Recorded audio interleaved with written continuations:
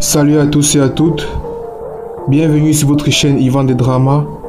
Aujourd'hui je résume la série Catalina, saison 4, épisode 4. Avant de commencer, n'oubliez pas de vous abonner à la chaîne en cliquant sur la cloche de notification au bas de la page. Hilda, la mère de Catalina, est toujours sous le choc après avoir vu Albero embrasser Catalina à l'hôpital. Comment est-ce qu'ils ont pu? Oh mon Dieu! Mais comment est-ce qu'ils ont pu faire ça?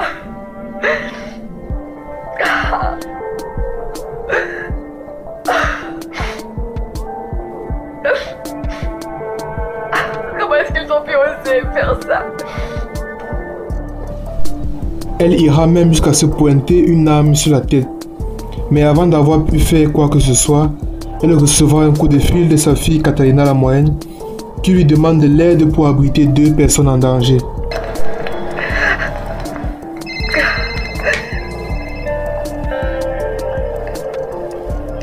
Allô?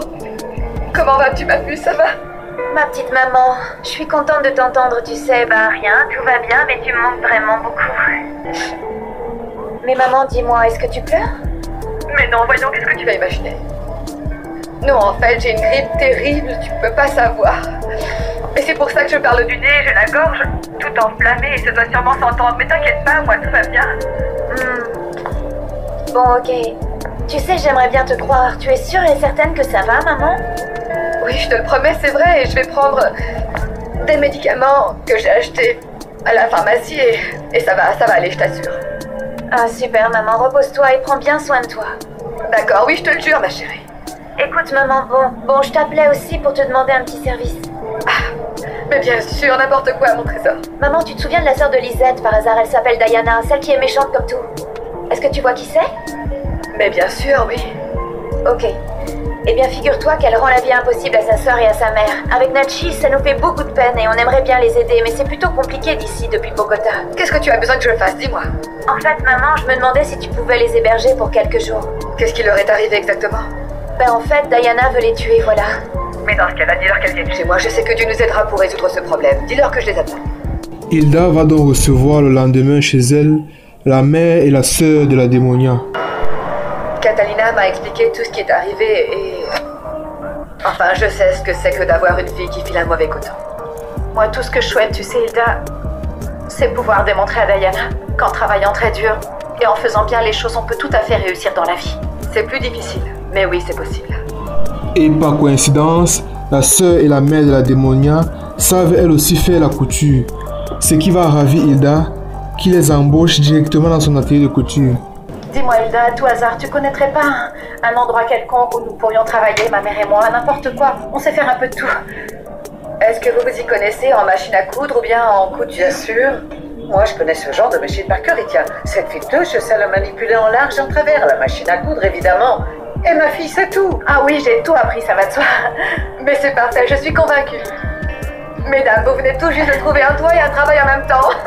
Mais quelle bonne nouvelle. Oh, je suis vraiment très heureuse, Hilda. Merci. Merci énormément, je suis touchée. On va bien travailler.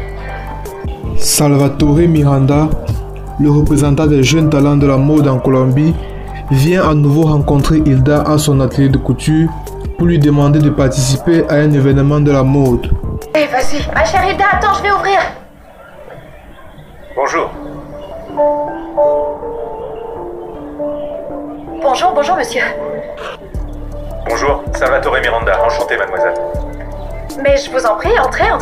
Entrez, ne faites pas le timide, faites comme chez vous et nous avons un grand choix, vous verrez. Bienvenue. Je te présente Lisette, tu l'as rencontrée. Elle vit et travaille ici. Enchanté, Je te présente mesdames. sa mère, Bonjour. Hilda, qui elle aussi travaille. Dis-moi et qui vit Hilda, ici je avec n'ai moi. pas eu de réponse. Tu y as réfléchi? Écoute, je vais être complètement honnête et transparente avec toi. Parce que ça m'embête que tu continues à perdre ton temps de cette manière en venant jusqu'ici. Alors voilà, je ne vais pas participer à cet événement en fait. Hilda, je t'en prie, ne me dis pas ça. Salvatore Miranda va donc essayer de la convaincre. Les gens ont hâte de voir tes créations. Toi et ta collection, vous êtes la grande surprise de cette année. Mais comment ça? Mais tu n'as toujours pas compris, non? Comme c'est difficile de rencontrer un talent comme le tien, Hilda. Et d'ailleurs, sache que je vante tes louanges moi-même, et tu sais pourquoi? Parce que sincèrement, je pense que tu es la grande révélation de l'année. Je te remercie énormément, vraiment. Mais je ne suis pas encore prête pour ça. Malgré que Hilda ait dit non, Salvatore Miranda se donne encore une chance de la convaincre en l'invitant au restaurant. Tu as bien plus de talent que la plupart des grands stylistes que j'ai pu rencontrer. Tu me dis ça pour essayer de me convaincre, mais non. Mais non, Vraiment, merci, non. ça fait très longtemps que je travaille dans ce domaine. Je reconnais un talent quand j'en vois un, crois-moi. Et le tien, c'est un talent authentique et unique, tu sais. Il t'a dit pas non. Réfléchis-y encore un peu. Non, je ne vais pas y réfléchir, merci. Je t'invite à dîner. Et tu me donneras ta réponse finale pendant le Oui, dîner. écoute, non, parce que... Non, non, Bien sûr que non, c'est je n'en ai Et pas puis ça me l'intention. paraît une excellente idée. Salvatore, s'il vous plaît, passez la chercher à 20h. 20h, je serai là. D'accord Avant que vous... Une fois au restaurant, après avoir passé un bon moment avec Salvatore, Hilda va finalement accepter de participer au défilé de la semaine de la mode. Maintenant que nous avons pu nous détendre un petit peu, je t'écoute. Est-ce que tu vas me donner une réponse? Tu y as réfléchi? Quoi? Que oui. Que oui. C'est oui? Quoi? Oui, j'accepte de participer au défilé de la semaine de la mode. De l'autre côté, comme prévu, la main noire rencontre les filles du cartel des Baby, c'est-à-dire la Diablesse, la Démonia et Mariana. Et il leur présente les rouages du cartel mondial. Une fois par an, le cartel mondial se réunit dans une ville quelque part dans le monde. Et cette année, ce sera à Las Vegas, la ville la plus extravagante de la planète. Un endroit idéal pour que les plus gros bonnets qui existent dans la mafia se réunissent sans être remarqués. C'est exact. Je vois. Et c'est quoi leur style? Eh bien, aux yeux de tous, ce sont des personnes normales. Ce sont des héritiers de grosses fortunes, vivant des loyers de leurs affaires commerciales avec l'État. Et c'est le cas, ils ont réellement des business très légitimes. Ils financent aussi les campagnes de la plupart des candidats politiques en échange de certains privilèges de service. Chaque jour, je suis un peu plus convaincue que j'ai choisi le bon chemin, vous savez. Et vous en serez encore plus convaincus, mesdames, quand vous arriverez à Las Vegas pour connaître tous les membres de l'organisation. La main noire va donc citer aux filles les hommes qu'elles vont rencontrer et qu'elles doivent convaincre à acheter sa nouvelle drogue, le XY4. Santé. Santé. Bien, et qui allons-nous rencontrer là-bas? Je veux pas arriver les yeux fermés sans avoir au moins une petite idée de qui nous attend. Il y a 7 hommes, les plus importants dans le domaine du trafic de drogue au niveau mondial. Ce sont les 7 hommes les plus importants que je connaisse. Il y a d'abord un membre de la mafia russe, et ce russe contrôle toute l'Europe de l'Est. Un Italien qui dirige l'Europe centrale et le nord de l'Afrique, et un Espagnol qui s'occupe de toute la péninsule ibérique.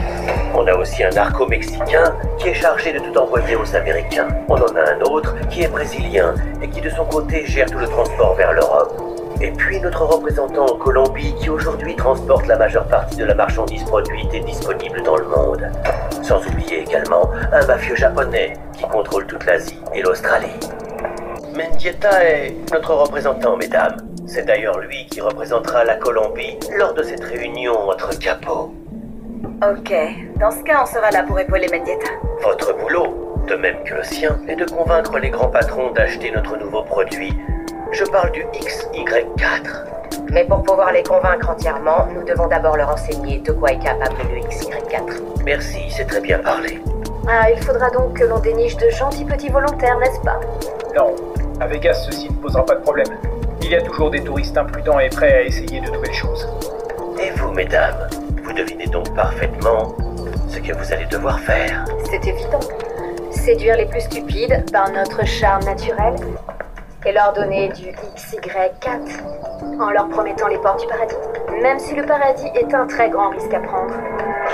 Après son entrevue avec la main noire, la Diablesse, connue sous le nom de Valeria en tant qu'agent de la 2A, vient rencontrer son chef Catalina pour lui demander une permission pour aller à Las Vegas, en prétendant qu'elle y va pour enquêter sur les trafiquants, alors qu'elle va pour remplir la mission que lui a confiée la main noire. Valeria, mais qu'est-ce que tu fais ici? Entre, mais enfin tu ne dors donc jamais, c'est fou. Pardon. Je suis désolée de te déranger. Je réalise que je suis embêtante, mais bon, je viens d'obtenir une information de toute dernière minute et il fallait que je vienne t'en parler. Ah, mais tu viens me faire travailler. Bon, quelque chose à boire? Oui. Un café, c'est bien? D'accord. Voilà. J'ai de fortes raisons de penser que quelque chose d'important va se passer à Las Vegas. On m'a informé qu'il risque d'y avoir une réunion entre les dirigeants de tous les cartels les plus puissants du monde. Apparemment, ils projettent tous de se retrouver là-bas pour parler affaires. Et qui est-ce qui t'a prévenu? C'est un informateur. Et cet informateur, il m'a l'air d'être très impliqué dans le monde du narcotrafic, non? Qui c'est? Voilà les amis, c'est tout pour cette vidéo. Maintenant que vous savez que Valeria prévoit de se rendre seule à Las Vegas et a besoin de la permission de Catalina, pensez-vous que Catalina va la lui donner ou alors va l'accompagner?